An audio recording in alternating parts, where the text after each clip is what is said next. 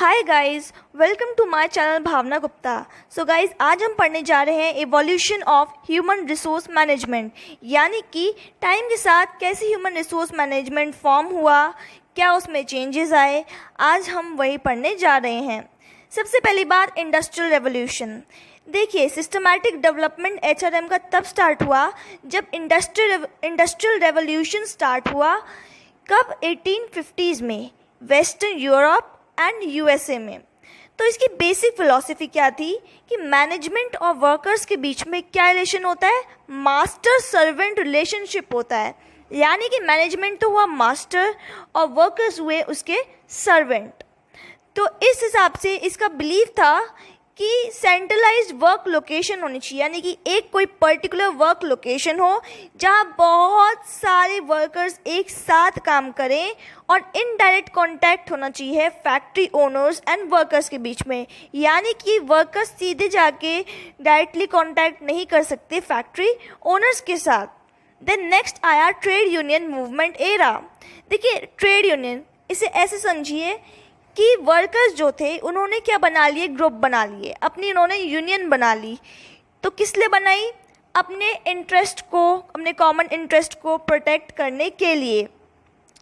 क्यों? क्योंकि बहुत सारी प्रॉब्लम्स थी जो कि सॉर्ट आउट करनी थी, जैसे कि चाइल्ड लेबर, बाल मजदूरी, वो अलाउड नहीं है, उसकी एक प्रॉब्लम थी। Then long hours of work, बहुत देर तक उनसे काम कराया जाता था, वो भी पुअर वर्किंग कंडीशंस में।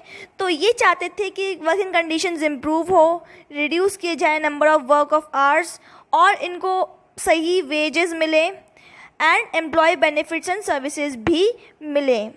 तो अब ये क्या करते थे? यूनियन बना के इनका हथियार जो होता था वो होता था स्ट्राइक करना, स्लो डाउन, वॉकआउट, बॉयकॉट्स। ठीक है, काम नहीं करते थे, ये धीरे काम करने लग जाते थे। तो क्यों? ताकि ये प्रेशर बना सकें फैक्ट्री ओनर पे कि आप हमारी डिमांड्स को एक्सेप्ट कीजिए। तो हुआ क्या? प्रेशर बना भी, और फिर एम्प्लॉय ग्रीवियंस हैंडलिंग सिस्टम जो है अडॉप्ट किया मैनेजर्स ने, यानी कि एम्प्लॉयज़ के जितने भी दुख दर्द हैं वो सब उन्होंने सॉर्ट आउट करने हैं। तो क्या होता था?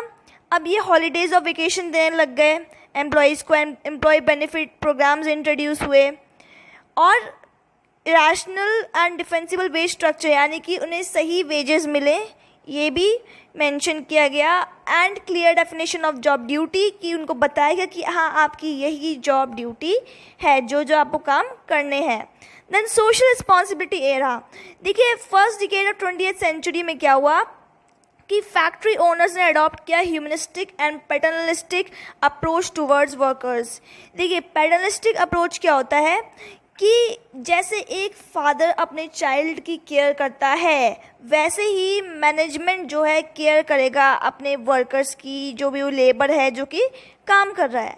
अब ये कैसे पॉसिबल होगा? वो ऐसे पॉसिबल होगा कि आप क्या करें, कम कर दें वर्किंग आवर्स को, इम्प्रूव कर दें फैसिलिटी वर्क प्लेस पे, ठीक है, और उनके ओवरऑल सोशल वेलफेयर डेवलपमेंट पे ध्यान दें लेबर के। तो कुछ लोगों ने ये भी कहा कि पैटर्निस्टिक अप्रोच क्या है? एक तरीके से एक तरीका है ताकि आप ओवरकम कर सके प्रॉब्लम को जो कि लेबर यूनियन ने पोज की थी। जैसे कि क्या था कि लेबर यूनियन जो होती थी स्ट्राइक पे चली जाती थी, तो काम इंटरप्ट हो जाता था। इसको ओवरकम करने के लिए पैटर्निस्टिक अप्रोच कईयों ने यूज़ करा, अप्लाई करा। साइंटिफिक मैनेजमेंट क्या है? ये F.W. टेलर ने दिया। ये किस लिए दिया? ताकि इम्प्रूव कर सकें एफिशिएंसी को, स्पीड को इम्प्रूव कर सके, काम की ज़्यादा से प्रोडक्शन हो सके।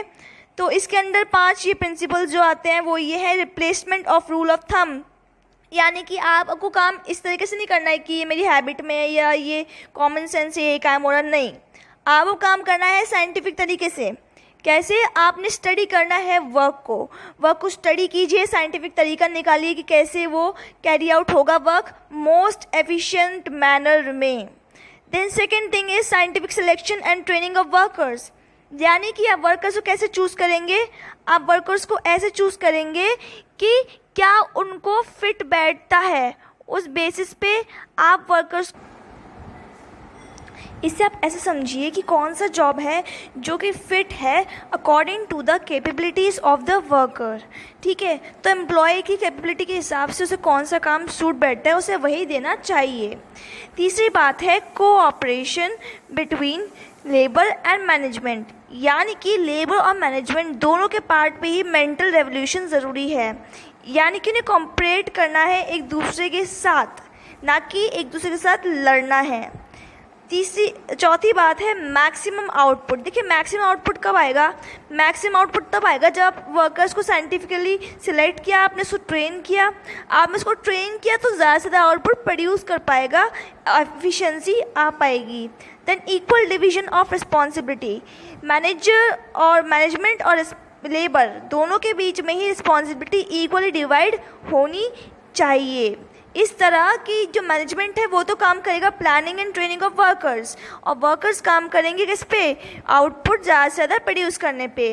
Next is human relations movement. 1924 में क्या हुआ? एक ग्रुप ऑफ प्रोफेसर्स थे हार्वर्ड बिजनेस स्कूल यूएसए के। उन्होंने क्या किया? रिसर्च करना स्टार्ट करी कि क्या वर्किंग कंडीशन है Hawthorne plant of Western Electric company Chicago में। ठीक है, और क्या ह्यूमन एस्पेक्ट्स ऑफ वर्क हैं।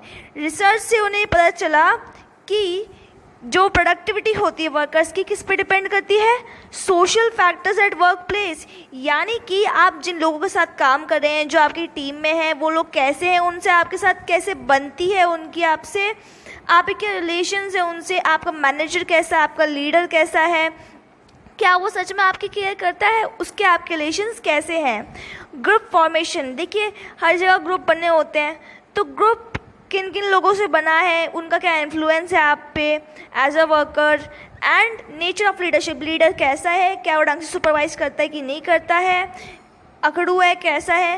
देन कम्युनिकेशन, कम्युनिकेशन मतलब आपकी कैसे बातचीत रहती है बाकी लोगों से टीम में। तो इनसे क्या होता है कि ये सब सोशल फैक्टर्स जो हैं वो अफेक्ट करते हैं।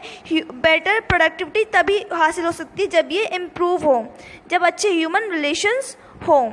तो बेसिकली क्या हुआ, इसी बेसिस पे क्या किए गए प्रोग्राम्स इंट्रोड्यूस किए गए ताकि बॉन्ड बड़े मजबूत हो between labour and the management, और काउंसलिंग प्रोग्राम्स भी इंट्रोड्यूस किए गए जहाँ पे एम्प्लॉयज़ को कहा गया कि वो डिस्कस करें अपनी प्रॉब्लम्स की, पर्सनल प्रॉब्लम या कोई भी काम से रिलेटेड प्रॉब्लम है वो डिस्कस करी जाए।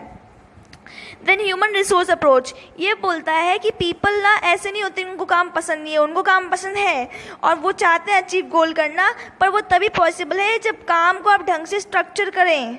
ठीक है, आप उसको इंटरेस्टिंग बनाएं। और दूसरी बात ये कि मैनेजर काम क्या होता है कि आपको हिडन टैलेंट जो है, लोगों के अंदर जो टैलेंट है उसको पहचानना है, उसको काम में लेना है, इस तरह करना है कि वो काम आए ऑर्गेनाइजेशन के गोल को फुलफ़िल करने में।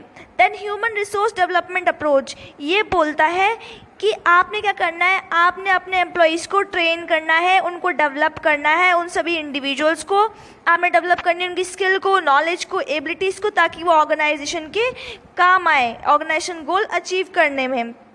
ठीक है, तो अब बेसिकली इससे क्या होगा, आप उन्हें ट्रेन करेंगे तो वो परफॉर्म कर पाएंगे करंट जॉब को ढंग से और फ्यूचर जॉब को भी ढंग से कर पाएंगे। Then that is all guys, I hope you like my video. If you like it then please like, share and subscribe. Thank